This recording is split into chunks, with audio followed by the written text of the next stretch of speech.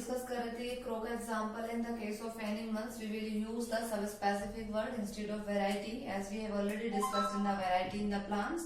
तो क्रो का जो साइंटिफिक नेम है इसमें क्या है, जेनेरिक नेम भी है एंड स्पेसिफिक भी है एंड सब स्पेसिफिक नेम है। Corpus generic name, splendens specific name and splendens again जो है ये किसके लिए है, सब स्पेसिफिक नेम के लिए। ठीक है, तो ये था ट्राइनोमियल नोमेनक्लेचर में। अभी हम जो नोमेनक्लेचर में जो साइंटिफिक नेम होते हैं they are basically of 4 types. ठीक है, तो वो 4 टाइप्स कौन कौन से हैं, किस तरीके से उनको कैटेगराइज किया गया है, लिनियस ने किस तरीके से उनको कैटेगरीज में इंट्रोड्यूस किया है। ठीक है, तो वो हम डिस्कस करते हैं कि how many 4 types what are the 4 types, कौन कौन से वो 4 टाइप्स हैं। ठीक है, ऑफ बाइनोमियल नोमेनक्लेचर के। देखिए कौन कौन सी कंडीशन अप्लाइड हो सकती है यहाँ पे। सबसे पहले हम फर्स्ट की बात करेंगे कि नेमिंग ऑफ प्रियोरिटी, या हम कह सकते हैं कि प्रिंसिपल ऑफ प्रियोर। ठीक है, प्रियोर मीन्स कि फर्स्ट जो प्रियोरिटी दी गई है वो किस नेम को दी गई है। एक सिंपल सा मैं आपको एग्जांपल लेकर के बताती हूँ कि एल्बिगो कैंडिडा, ठीक है, एक फंजाई है और इस फंजाई का साइंटिफिक नेम हम लिख रहे हैं। There are so many different fungi, लेकिन हम सिर्फ एक फंजाई का नाम लेते हैं कि Albugo Candida. Albugo is the generic name while the Candida is the specific name. ठीक है, तो ये एल्बिगो कैंडिडा ये क्या है, it is the prior. Prior का मतलब first time this name was given for a particular fungi, clear, and later on another fungi का जो नेम दिया गया that was Cystopus। तो एल्बिगो कैंडिडा एक फंजाई का नेम है, ये name of fungi Albugo Candida and another name for this Cystopus candidus। ठीक, अब क्या डिफरेंस है, this name was given because हम यहाँ क्या पढ़ रहे हैं, प्रियोर, और कौन सा प्रियोर, प्रिंसिपल। ठीक है, सो प्रिंसिपल ऑफ प्रियोर की how this name were categorize into the different categories. ठीक है, तो इसमें एल्बिगो कैंडिडा सबसे first it was given and then later on for the same fungi this name was given Cystopus candidus। Clear, both are the correct name. Clear, both are the correct name but it was given first, so it is considered as a prior name for this fungi while this was considered as synonym। ठीक है, हम पढ़ते भी है ना, synonym का मतलब एक दो डिफरेंट वर्ड्स होते हैं जिनका सेम मीनिंग होता है, उन्हें हम synonym बोलते हैं।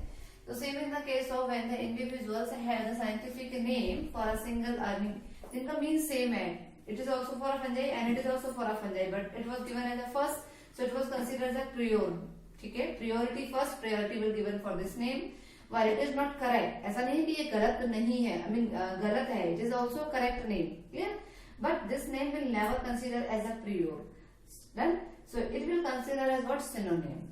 अब दूसरे केस में क्या हो सकता है, and it is valid for both plant and animal. Clear, अब सेकंड केस में क्या हो सकता है कि what type of second category for the name nomenclature. ठीक है, क्या है, किस तरीके से नेमिंग हो सकता है। सेकेंड की अगर हम बात करते हैं, इट इज व्हाट, ऑटोनिम। ठीक है, नाउ ऑटोनिम क्या होता है, autonym means when the generic name,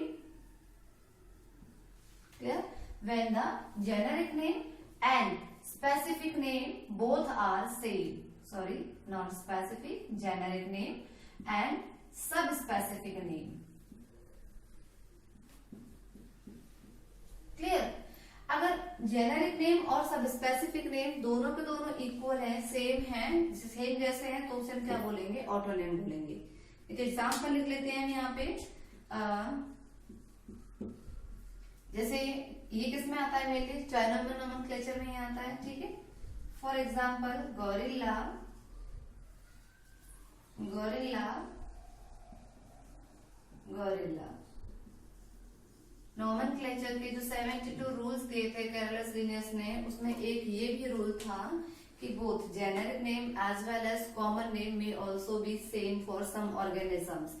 यानी कि गोरिल्ला हम कॉमन लैंग्वेज में भी उस जो मंकी है, जो एप, उसको हम क्या बोलते हैं, गोरिल्ला बोलते हैं, और उसका साइंटिफिक नेम भी गोरिल्ला, गोरिल्ला, गोरिल्ला। ठीक है, तो यहाँ पे क्या है, ऑटोनिम है जेनेरिक नेम और sub specific name, if both are same then this will consider as what, autonym. Then अब ऑटोनिम की अगर हम बात करते हैं तो इट इज वैलिड, ये वैलिड जो होता है name, it is valid only for plant, sorry animal, ठीक है, ये एनिमल्स के नेम के लिए वैलिड है बट नॉट फॉर प्लांट, ठीक है, ये प्लांट्स के लिए वैलिड नहीं होता है, ठीक।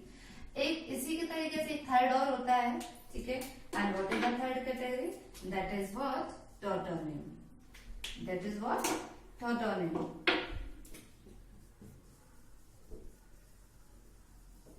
This tautonym is valid for both, ठीक है, ये प्लांट और एनिमल दोनों के लिए वैलिड होता है।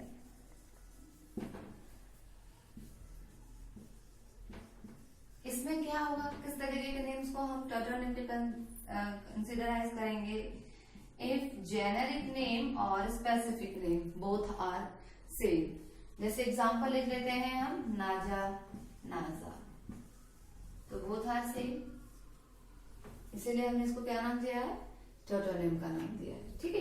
इसी तरीके से एक लास्ट कैटेगरी होती है, दैट इज व्हाट, होमोनिम। देखिए, homonym is not valid for both, ये ना ही तो प्लांट्स के लिए वैलिड है और ना ही ये एनिमल्स के लिए वैलिड है, ठीक। It is neither valid for plants nor for animals. अगर मैं एग्जाम्पल की बात करूं तो होमोनिम में हम एक एग्जाम्पल ले सकते हैं, आलमंड, ठीक है। होमोनिम का मीन्स होता है कि when the same scientific name is given for two different organism, always remember one scientific name. अगर हमारे पास में साइंटिफिक नेम नहीं है तो वन साइंटिफिक नेम, एक साइंटिफिक नेम को दिया जाता है, is given for two organism, ठीक है, उसको हम टू ऑर्गेनिजम्स के लिए अगर दे रहे हैं, we are considering one scientific name for two organism, then this type of name will consider as homonym, but they are not valid for plants as well as animals, they are completely incorrect। एक example लेकर के हम बता देते हैं यहाँ पे आपको कि एक दो डिफरेंट ऑर्गेनिज्म है, डिफरेंट प्लांट स्पीसीज हैं, first is almond and second one is plum. देखिए, इन दोनों के लिए जो पहले नेम रखा गया, scientific name was for both, it was for both, that was prunus dulcis, ठीक है, प्रूनस डुल्सिस। ये जो नेम था एक ही नेम था, but it was consider for both these organisms, almond and plum के लिए, बेर के लिए, ठीक है। लेकिन क्या हुआ बाद में यहाँ पे जो जेनेरिक नेम था it was same for both, but यहाँ पे फिर क्योंकि जब इसका साइंटिफिक नेम निकला, then later on it was consider as what, prunus domestica, prunus domestica, ठीक है। ये किसके लिए था, ये प्लम के लिए था।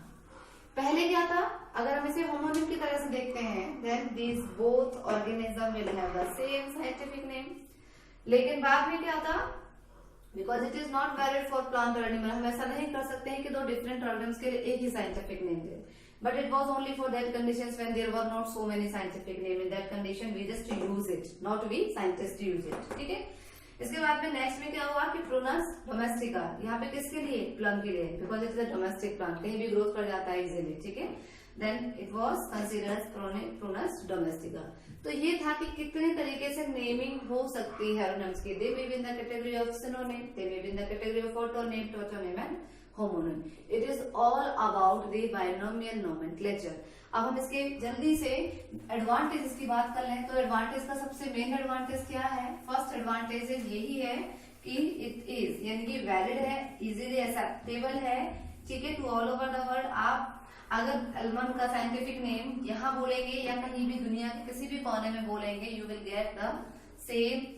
यहाँ ये कह सकते हैं कि कोई भी डिफरेंट जैसे कॉमन नेम में डिफरेंट लैंग्वेजेस या डिफरेंट नेम्स का यूज था, इस तरीके से वहां पे कोई भी नहीं था, ठीक है। तो यहाँ पे हम अगर एडवांटेजेस की बात करते हैं तो सबसे पहला जो इसका एडवांटेज आता है, ये क्या होते हैं, universally same to all over the world, ठीक है।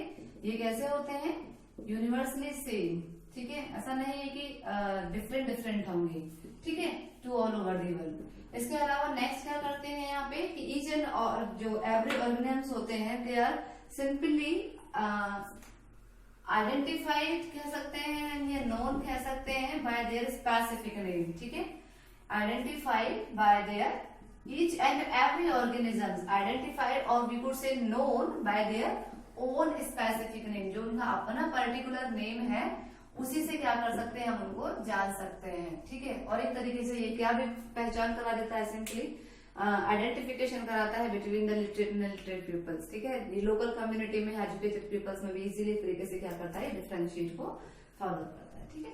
तो ये कंप्लीट हुआ हमारा एक टॉपिक बायोनॉमियल नोमेनक्लेचर।